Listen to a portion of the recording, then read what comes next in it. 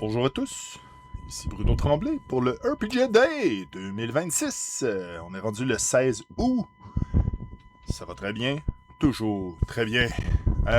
Donc, le mot d'aujourd'hui est le sang-froid. Ou en anglaise, c'était garder sa contenance ou composure. Euh, Moi, je vais utiliser sang-froid parce que j'ai eu un flash, une idée.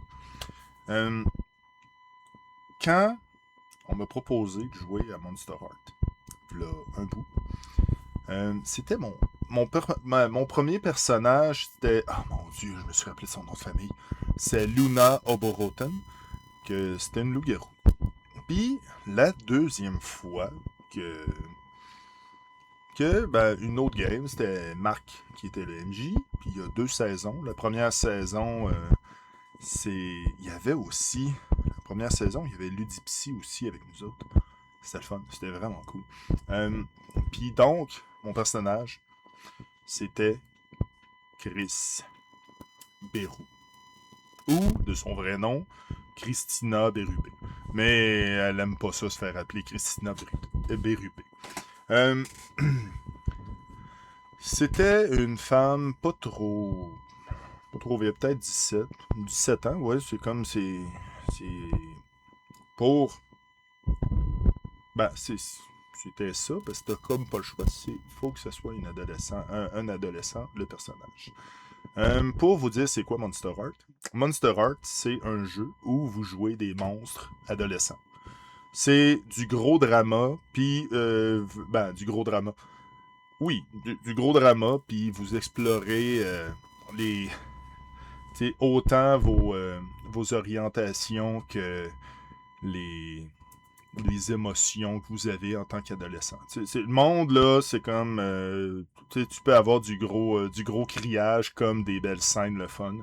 C'est un jeu que j'aime bien parce que je l'ai exploré en tant que MJ, puis j'ai juste changé ma façon d'être MJ pour ce jeu-là, je suis MJ d'une façon différente. Parenthèse comme ça. Donc, Monster Heart, un autre PBTA. Euh, Dans un PBTA, t'as les playbooks. Il y a différents playbooks. Il y, a, il y en a peut-être 9 ou 10 officiels, puis il y en a plein des non officiels. J'ai tendance à pas aller jouer dans les non officiels, mais bref, moi j'ai choisi la Ghoul. C'est Ghoul. Ouais, c'est ça. Il me semble que ça s'appelle demain. Ghoul. Oui, c'est vrai, c'est Ghoul.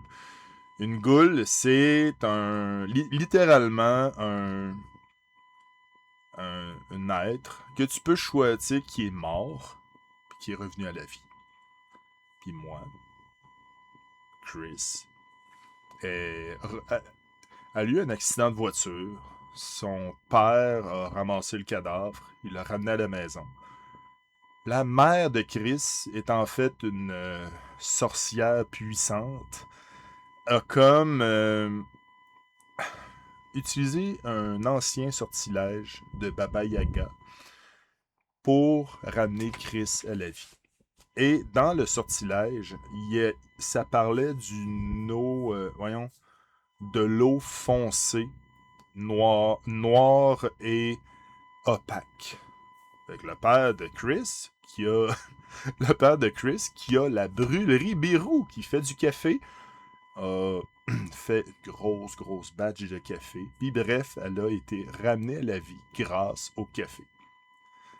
Donc, elle dormait presque pas, puis elle buvait tout le temps des monsters.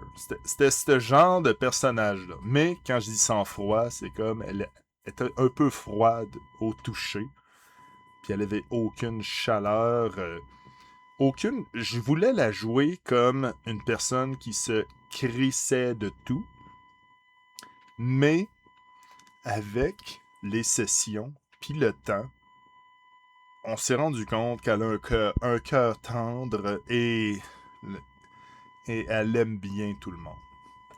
Tu sais, elle voulait être protectrice, aider tout le monde, puis amener des nouvelles solutions. Puis tu sais, c'est ce genre de personne-là, Chris. Euh,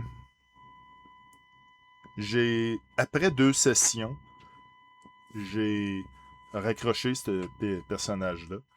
C'est bien d'avoir une fermeture pour pas que je sois que je sois pas obligé de la rejouer, que je me sente pas obligé de la rejouer, que c'est tu sais, je veux dire, je l'ai exploré, je l'ai terminé, puis là elle est rendue dans mes univers de jeu. Je peux l'amener puis la plugger comme créature multiverselle puis ou des trucs parce qu'elle avait plein de pouvoirs, compétences avec des trucs bizarres, c'était vraiment magnifique.